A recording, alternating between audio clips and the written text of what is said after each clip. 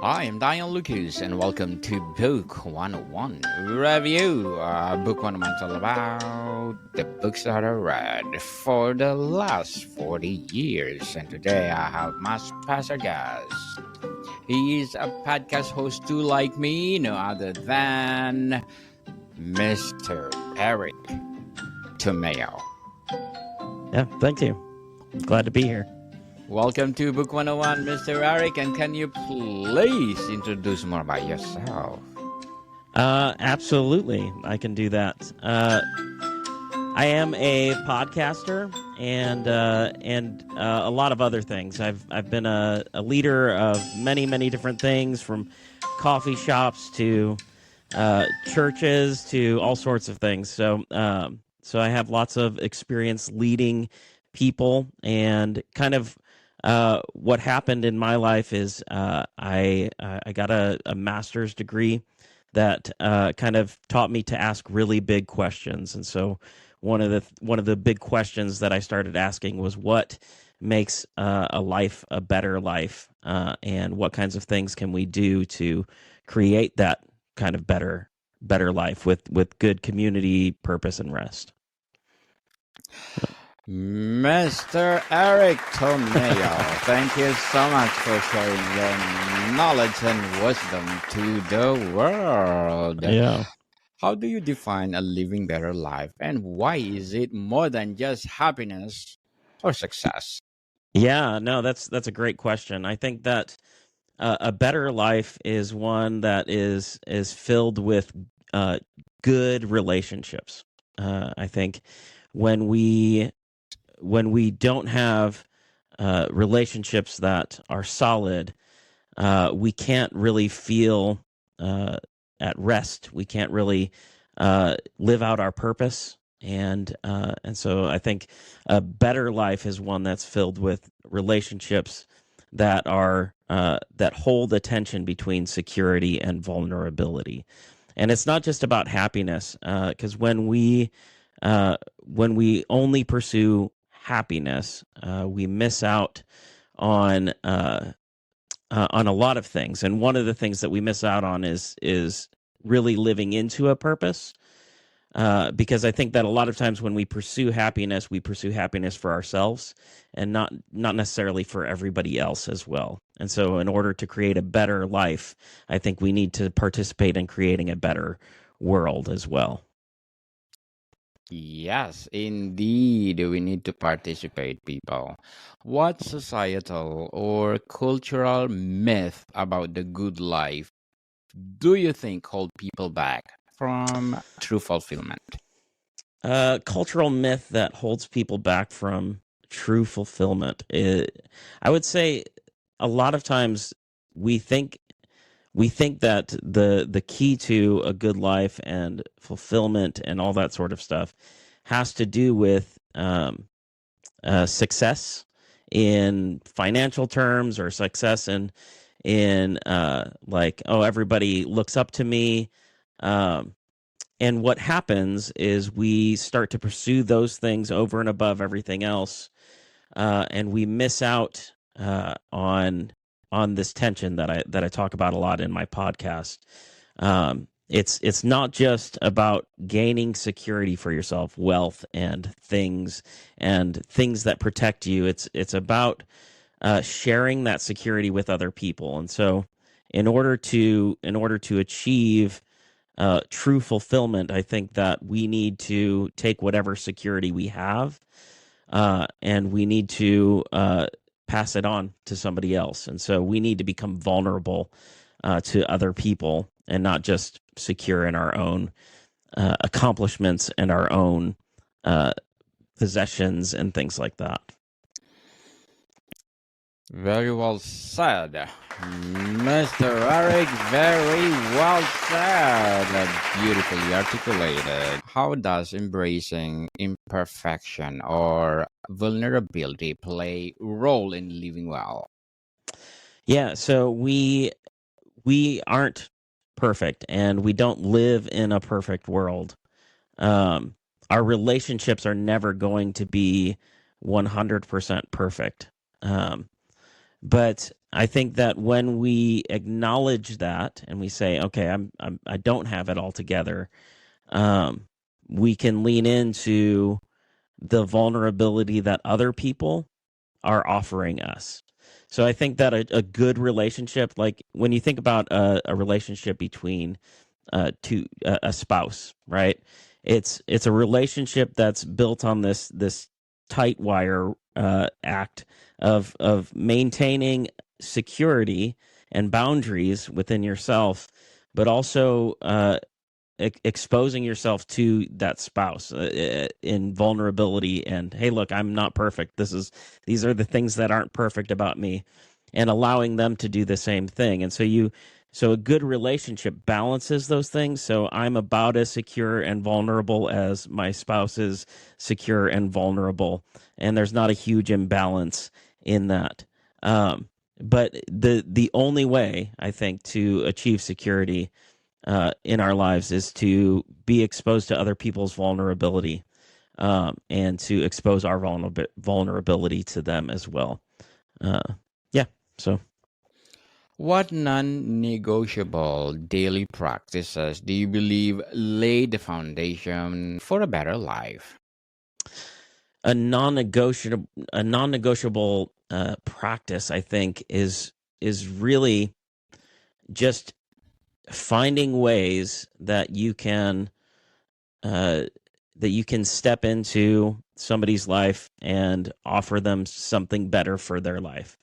And so a lot of times what that looks like if you're a leader of a company or something like that, that's getting out of your office and going into the big room with all the cubicles and hanging out there and allowing yourself to just kind of step into whatever needs to be stepped into.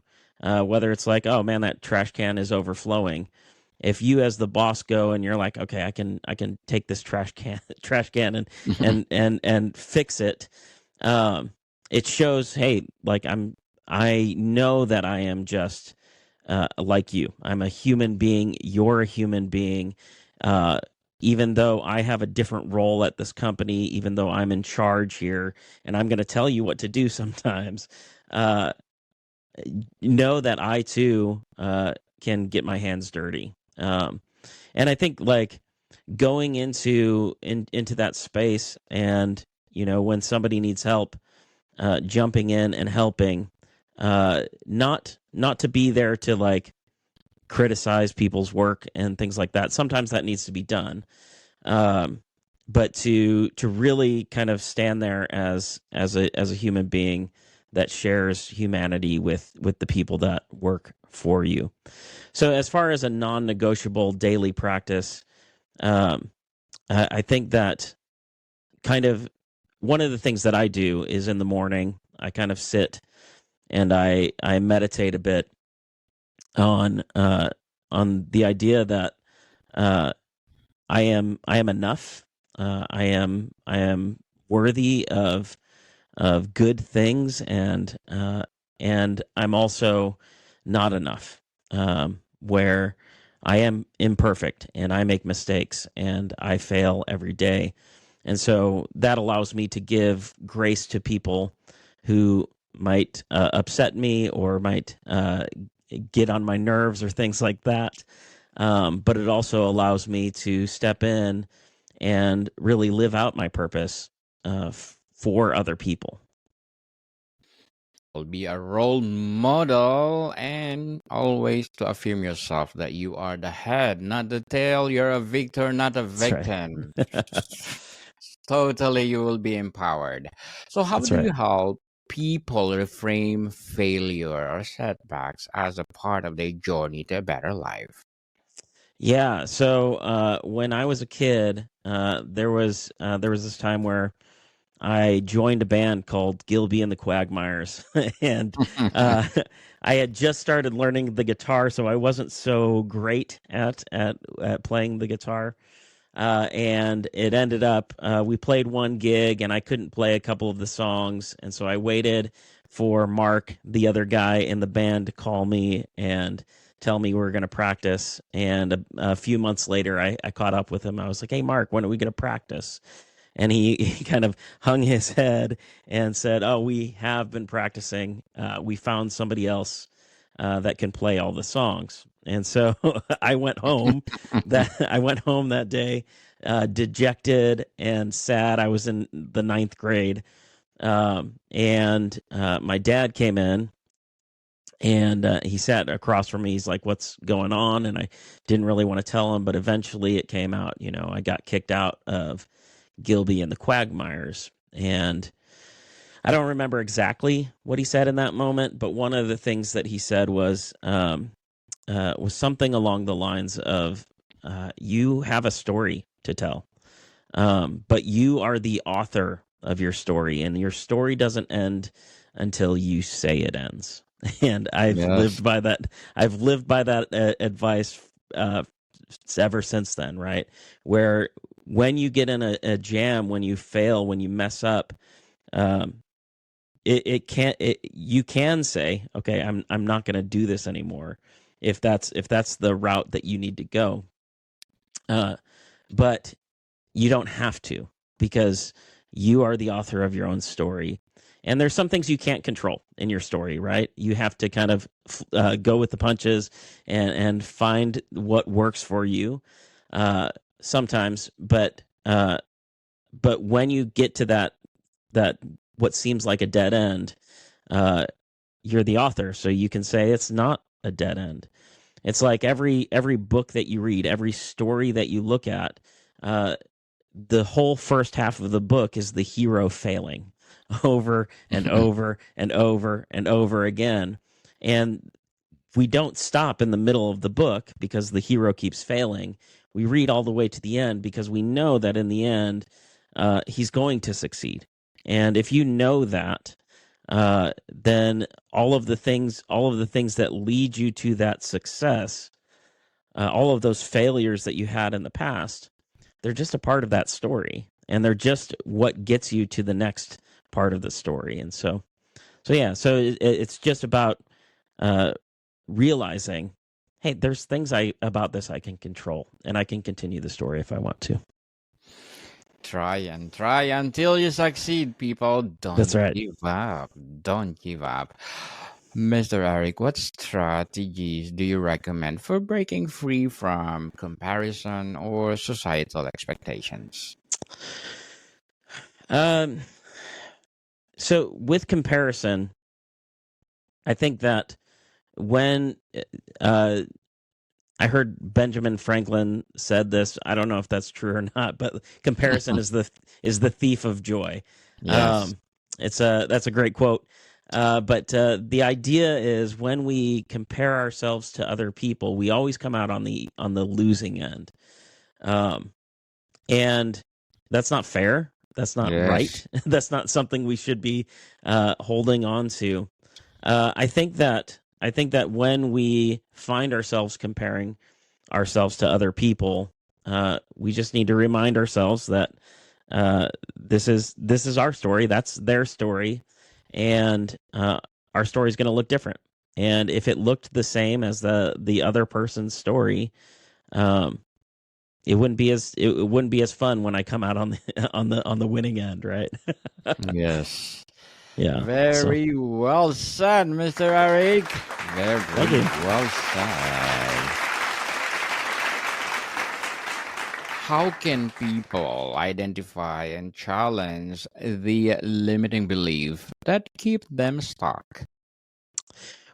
When you have some sort of a limiting belief, I think that you need to kind of step back for a minute and really reassess, like, what is it that you want out of life, and what is the next step that you can take, because we never know where we're going to end up.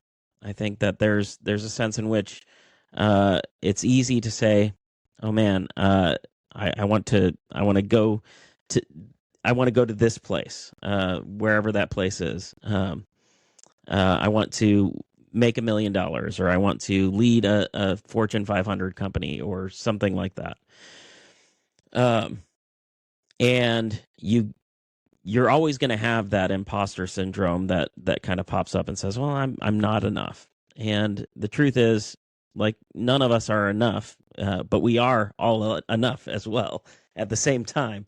And so what I think you need to do is you need to say, okay, like, this is where I want to go. I don't know if I'll end up there or not.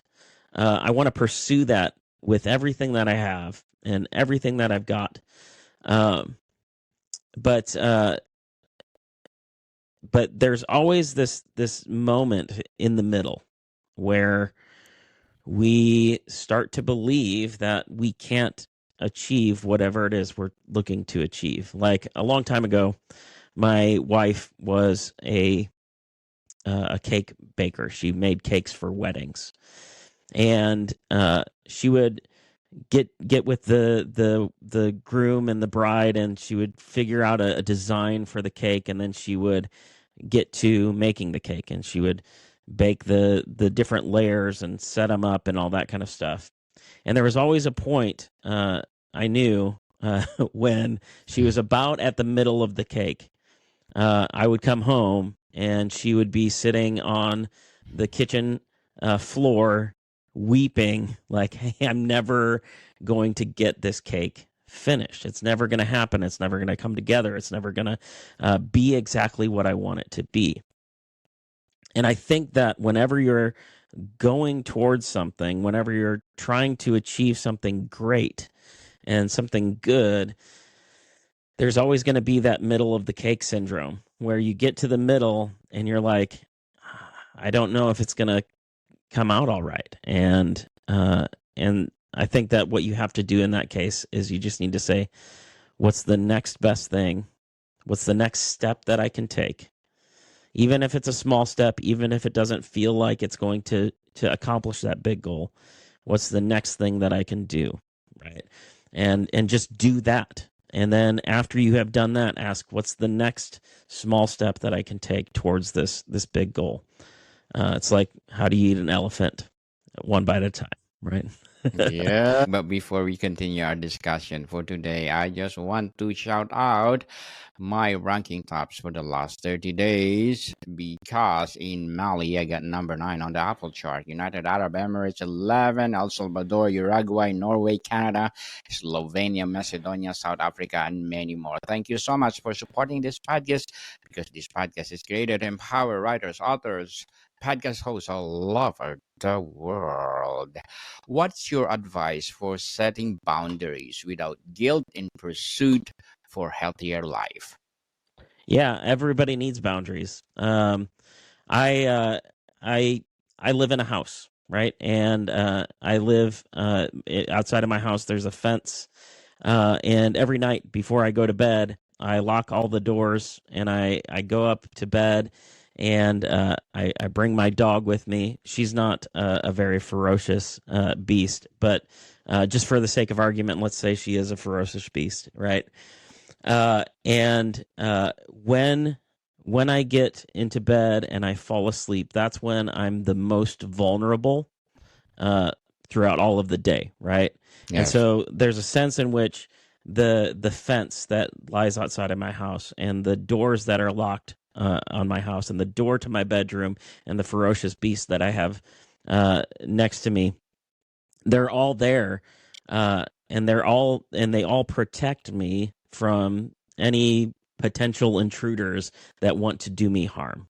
And we live in a dangerous world, and so we need boundaries that allow us to maintain good relationships with people, but also not expose ourselves to too much hurt. Now, in my view, we need to become vulnerable with people, but because we don't live in a perfect world, and because everybody that we meet is imperfect, they have the potential to harm us in very real ways. And so we have to have an appropriate sense of when can I be vulnerable and when do I need to put up some walls to protect myself. And I think what happens is over time, if you have a good relationship with somebody, you start to build trust with that person. You can kind of let those boundaries down a little bit at a time as they let their boundaries down a little bit at a time. But there's always going to be times where you misread a situation and you're going to get hurt. That's just a part of human relationships. But it is important to try and maintain the right amount of boundaries. Not too much, not too little, depending on who you're interacting with. Thank you for your advice, Mr. Eric. Yeah. And what will be your short-term and long-term goals as a podcast host? My short-term goal as a podcast host is really just to get my thoughts on community and relationship and living the better life out there. I'm trying to really kind of wrestle with huge questions in the world, and it's not easy. But I found that through telling stories and through thinking deeply about vulnerability and security, and just relationship and how relationship is a harmony, where we need a bunch of different kinds of relationship in order to live a fulfilled life. As I wrestle with those things throughout my podcast,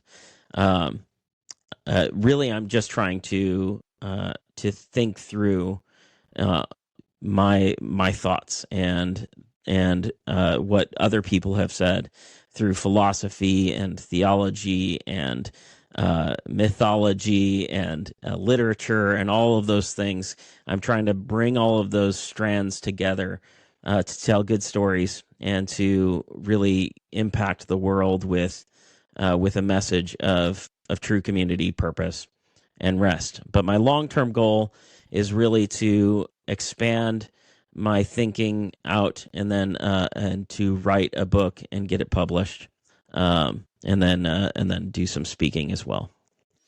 Good luck to your goals, Mr. Thank you. Eric, and looking for more and more success to come. Before we Thanks. wrap up our discussion for today, I'm inviting you to please do listen to my other podcast because my abstract essay is already in 5th season, abstract poetry in 2nd season, and of course my book 101 review in 5th season too, comedy 101 in 2nd season, food 101 in 5th season as well, geography 101 in its 4th season, and my baby podcast Law 101 and Mental Health 101. Love Letters are in 3rd season, Movie 101 Review and Music 101 in its 4th season, and Science 101 and Sex 101 in its 1st season. Please listen to them wherever you listen your podcast.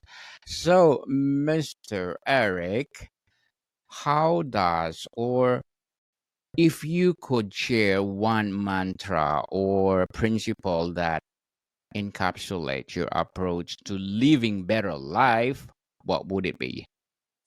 A big quote that I live by is be present and respond, and the story will continue. So that's really it. Be fully present with people.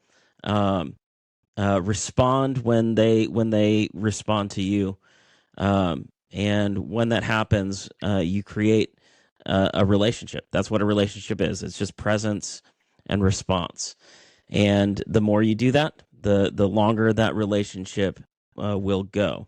Now, obviously, sometimes their response back to you might be in anger. They might be not happy with you. But I think that it's important to sometimes just be present with people. There's a story that John Green, an author, tells about. He used to be a chaplain at a children's hospital, and a mentor once said to him, he went into this room where this child was dying, and he's trying to figure out what to say, um, and his mentor took him aside, and he's like, "You don't really need to do anything here." He said, "Don't just do something; stand there." Right? As opposed to don't just stand there, do something. He's saying sometimes you just need to be present for people. They're going through hard things.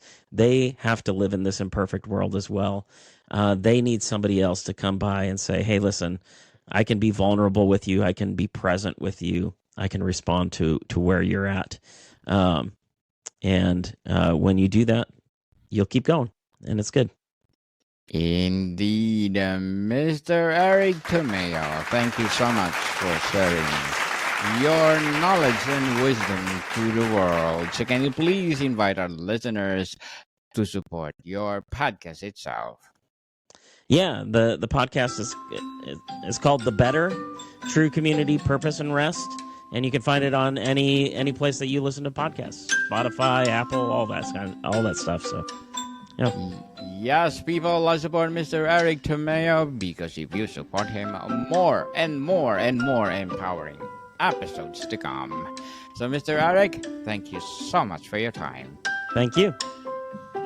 Bodycon people, see you soon.